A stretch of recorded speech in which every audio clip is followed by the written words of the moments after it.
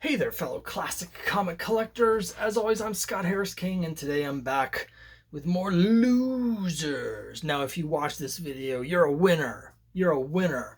But last time around, with my last Complete Run Madness video earlier this week, I did the first part of my run through of my complete run of the losers in Our Fighting Forces. So I've been spacing these out, but this time around I said, you know what, let's just do it. There's been a lot of chatter about this series in the first video, and I figured let's just go for it while people have the momentum and they're all excited about Our Fighting Forces. Let's cover the rest of the series. So just as a quick recap, last time around, we did issues 123, which is the first Our Fighting Forces issue to feature the losers, up through issue 150. This time around, we're going to do the rest of the run, issues 151 to 181, plus the loser special number 1 from 1985. We'll talk a little bit about some of this. In the first one, we went over how those great cover designs by Joe Kubert, great covers by Kubert, just some of his best stuff and best looking cover designs I absolutely love. Cool stories by Conniger, cool high concept where the characters are all characters that used to have their own individual series, and now they're thrown together after becoming the last survivors of their individual units, and now they go on these suicide missions, and they usually accomplish their mission, but in a way that makes them feel sad because something bad happens. They're losers. Nothing ever works out the way they want it to, and they just can't escape. So, just great stuff. Interior art. A lot of the issues has interior art by the great John Severin. I think I want to say there might be some Russ Heath in there as well, but a lot of John Severin. Don't quote me on that. But what there is, that I didn't mention last time, is in the backup stories, there's also some Stan Glansman USS Stevens work. And Stan Glansman does some of the interior art of the main series here as well in this batch. So a lot of cool stuff to look forward to. But one of the reasons we stopped with issue 150 is because beginning with this issue 151, we're going to jump right in. 151, it's another Kubert cover. Again, it's a classic. They don't realize that the Nazis have the jump on them, but we can see it. Almost all of the Kubert war covers for a period of several years are some variation on this.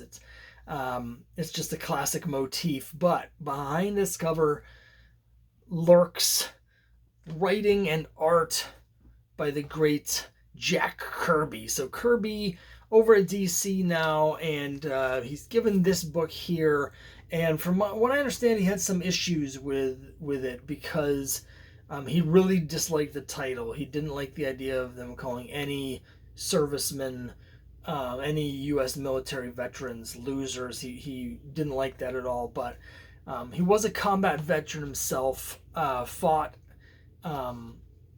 literally fought on the front lines during World War II in Europe. And so he brings a very different view to the book than other war writers, and certainly from Robert Conniger, who has his own strength and his own things. But Kirby just brings a sensibility.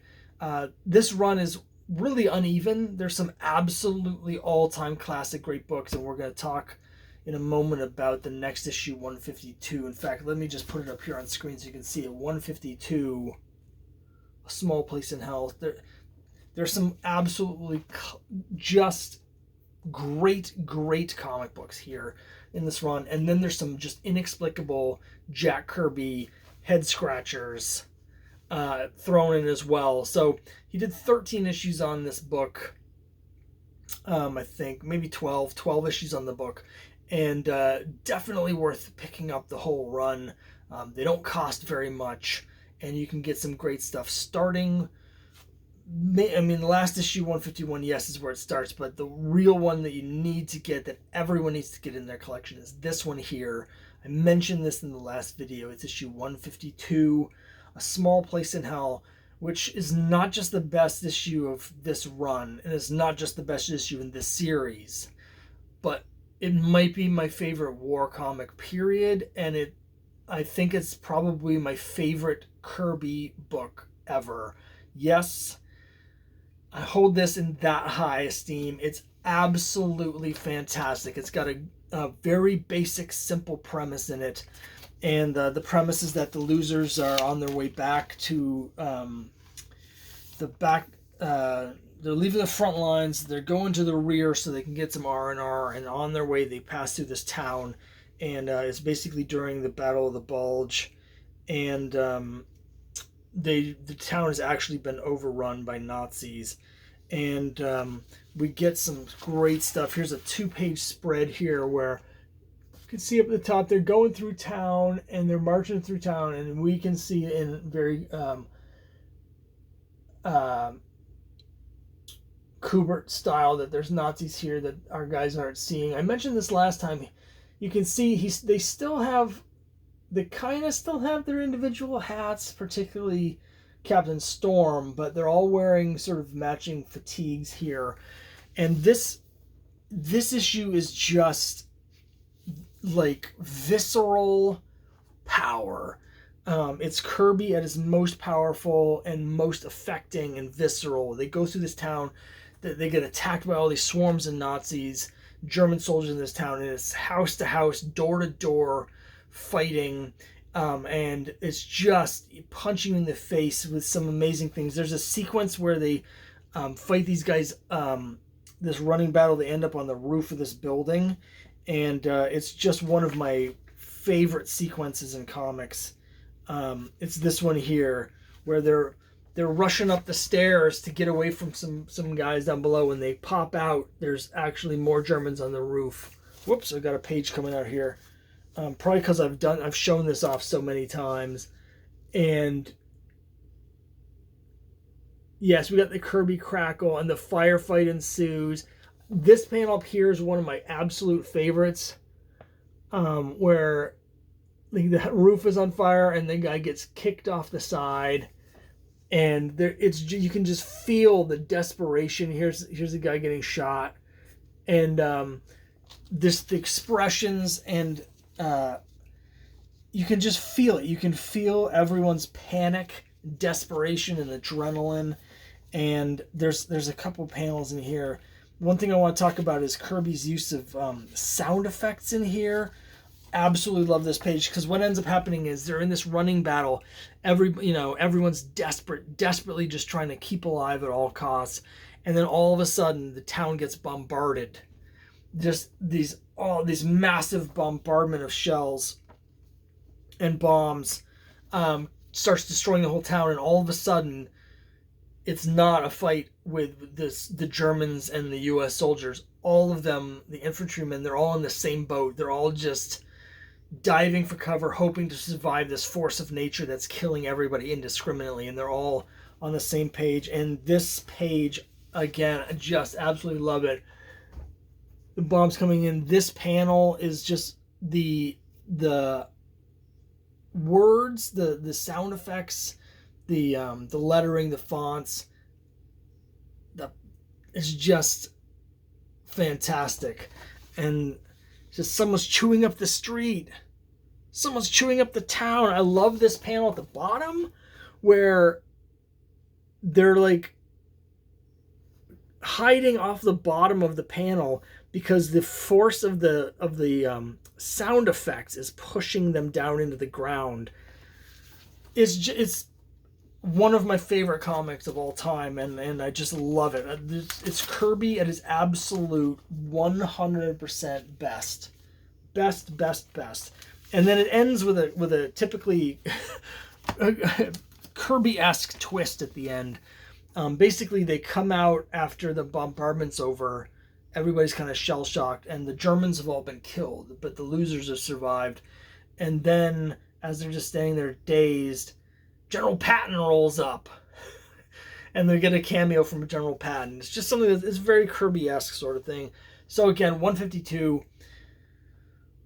just one of the best issues ever. So 153, we get a comic within a comic.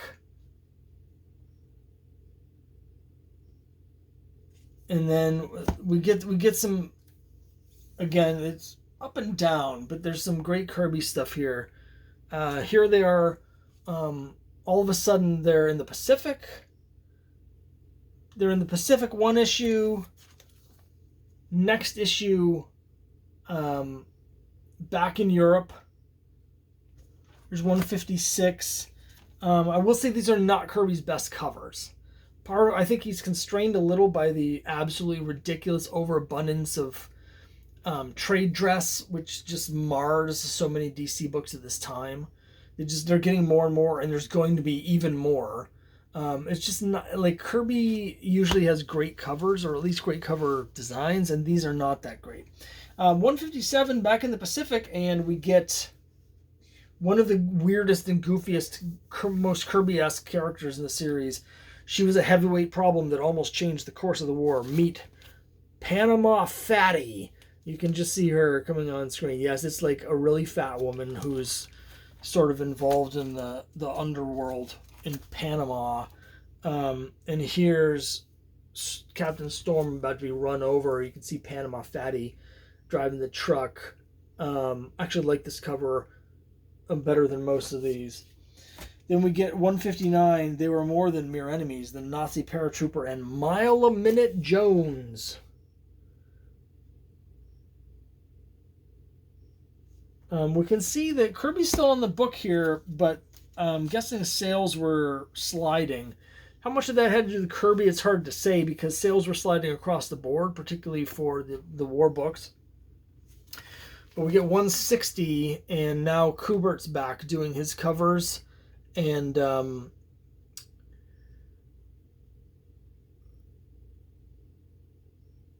he's doing another classic thing where they think they've got the drop on this guy, but they don't know that these other guys have the drop on them. So Kubert's back doing his classic works, but even though Kirby's doing the interiors, it's an interesting mix. I mean, you can't really go wrong with Kubert covers and Kirby interiors. 161, same deal. 162, last of the Kirby issues. This one actually has a cover that looks like it might be... I don't know who it's by. It's weird. It's weird. I don't know who drew this. There's aspects that look like several different DC artists, so I don't know. But anyway, it says, our replacements, they're kids. And if you're waiting for the Kirby trope of having the group of ragtag kids like the Bowery Boys show up, it happens in this issue. And then he's off the book. So a year worth of Kirby books. These are not expensive, and they're absolutely worth whatever you have to pay for them, which won't be much. So 163. Now, there's a couple covers here in a row. Again, more Kubert covers. Here's one where they're like, we're safe. The Germans will never find us in Skull Mountain. Here's one where I don't think the formula works too well, because these guys are right here. They should be able to clearly see the Nazis right there, but somehow they're not seeing it. But it's a really cool cover, and then this one is a great cover, and I happen to have a really nice copy of it. It's 164, where they're carrying the sacred mirror through town, and the mirror is reflecting the Germans that are up on the roof getting the drop on them. These two issues are ones that I had when I was a kid in the mid-'80s. These obviously aren't my original copies because you can see the price tags, but these are covers that seared themselves into my memory from when I was a child. And I got all these war books. I had this, I've said this before, but in I think it was in 1986, I got about 1,000 DC books, between mostly DC. There's some Marvel as well, but Bronze Age books from between 73 and 76, as well as a couple big boxes of magazines, so all this DC genre stuff, and those were two that I read. I liked the series as a kid. At some point, I got rid of them, but then I bought them back. Here's 165, a classic DC war trope of the downed soldiers somehow shooting down an airplane with a gun. They do that a lot. 166. Why doesn't she give the order to open our chutes before it's too late? Maybe because she's dead? Maybe because she's dead. 167. What does he mean we're going to get blasted? There's no other Krauts around. Nope, there aren't any other Krauts around. However, one of the giant eagles from Lord of the Rings is flying in to to drop a grenade on them. Something that's clearly a grenade, unlike the big potato masher incident that we had with issue 143. If you read the last video, you'll see a half dozen or a dozen comments about whatever that thing is on the cover of 143, which I guess is just some sort of weird potato masher. 168, for the last time I warn you, talk, or the girl dies now. I'll show you this in a second. Let me just show it to you now. This, to me, this feels very much like a cover this time period. It feels actually like a Jonah Hex cover. I guess I'm thinking that because there's a cover where they're about to hang a woman on one of the weird westerns. And that's a cover that's always been burned in my mind, partially because when you read the story, they do in fact hang her. He doesn't save her. This is also part of the DC Comics salutes the bicentennial. So this is cover date's August, is because it's bi-monthly. So all the July books, so this is the July-August issue, had this, and if you cut them off, all like 33 different issues that had that, you could mail them in and get like a Superman belt buckle. The thing I wanted to mention is these for a little while now and have a covered element that I forgot to mention, and that is starting with 164. They have this thing here that says the new losers, and I think that's to differentiate it from people who had given up on the series during the Kirby run, because it comes on there just a couple issues after Kirby leaves. I don't think it has much effect. Conniger's back as writer. 169, we've busted through the roadblock. Yeah, they did, but oh no, the Germans have the drop on them. Man, they don't have much luck. Here's what I mentioned before about the masthead getting more and more and more ridiculously crowded, and it was even more crowded the previous issue where you had the extra DC Comics Presents. You might as well just fill the entire thing with just logos. 170, one of you must execute this spy. Who will it be? At least we still got the Kubert covers. 171. Again, here he is trying to shoot down a plane with a handheld rifle. Looks like they're in Holland here. We got some windmills on fire. 172. We're changing the formula up. There aren't as many of these surprise covers now. We're starting to see a loosening up of that formula. We've also got the this is the first issue with the new DC Bullet that cost them like $25,000 to have designed, but this is, you know, what was around in my era, and this feels so lopsided to me because it's got the new, more modern logo over here, but still the old-fashioned circle here, so it just feels weird. That only lasts for a couple more issues, but the covers are feeling more modern. This is another one I'm pretty sure I had as a kid. It's them skiing with a coffin. This is the last of this here, because in the next issue we're gonna get we're gonna have this go to this little 35 cents where they drop that other circle completely. They're still working on getting the design correct, but it's getting better. It is getting better. Here they don't see the mine. I really dig the cover for 175. So it's a yellow cover, but it's also a wanted poster. And again, we don't have the circle up here. So you know, I think the covers are looking better. We get the circle back for one issue here. So this is an important one here. The loser is a teenager. And it says, Lenny warned us the Nazis were hiding these haystacks. Where is that kid? So we get a new character in the losers here. It's this kid, Lenny. And he's kind of like the cousin Oliver of the losers. So we've got our four main human losers, which are the characters that had previous series, the original losers. So it's Gunner and Sarge, Captain Storm, and Johnny Cloud. We also have Gunner and Sarge came with the dog Pooch, who helps them on some missions. And then they were joined a few issues in by Ona, the woman who's part of the resistance. But now we get this kid, who apparently is named Lenny. I don't remember that, but that's what they're calling him on the cover.